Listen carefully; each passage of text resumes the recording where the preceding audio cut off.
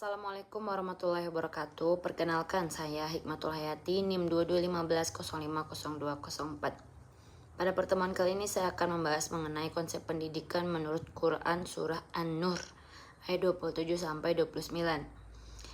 Nah, materi ini akan mengangkat salah satu aspek penting dalam pendidikan Islam yang kerap terabaikan dalam praktik modern, yaitu etika sosial dan adab dalam interaksi, khususnya terkait adab bertamu dan menjaga privasi orang lain.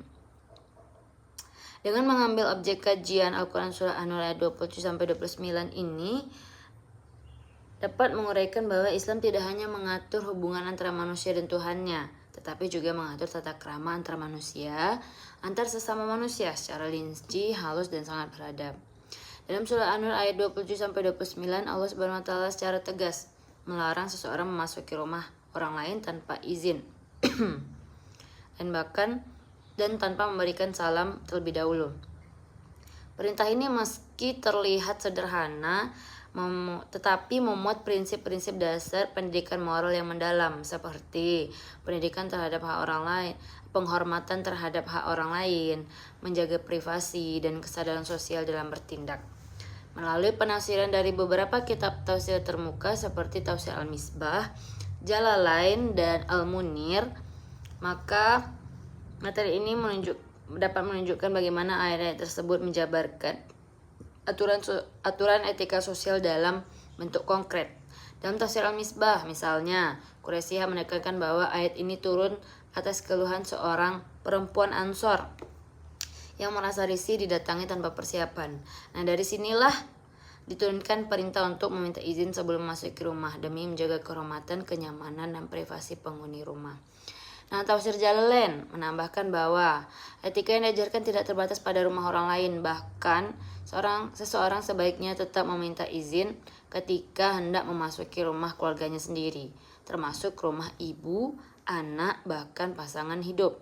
Ini menunjukkan betapa tinggi nilai sopan santun dan penghargaan terhadap ruang pribadi dalam Islam. Lebih jauh lagi, dalam Tafsir Al-Munir dibahas juga bahwa larangan masuk rumah tanpa izin itu berlaku umum, tidak terbatas pada jenis kelamin, usia, maupun hubungan kekeluargaan. Bahkan seorang anak tetap harus meminta izin saat memasuki kamar orang tuanya, dan sebaliknya.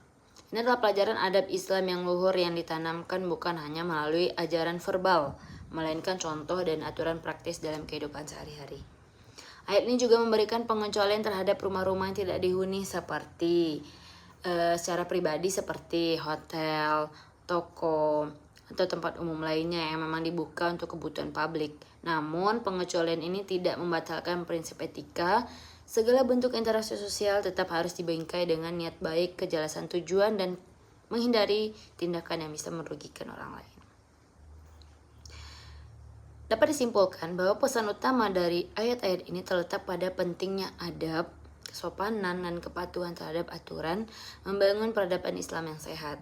Ketiga ayat ini memberi kontribusi besar dalam membentuk masyarakat yang santun, saling menghormati dan memahami batasan dalam interaksi sosial.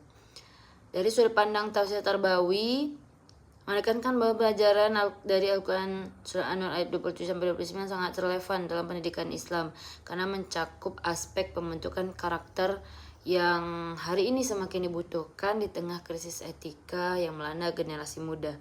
Pendidikan bukan hanya soal mentransfer ilmu pengetahuan, tetapi membangun kesadaran moral dan perilaku yang mencerminkan keimanan, kecintaan pada sesama.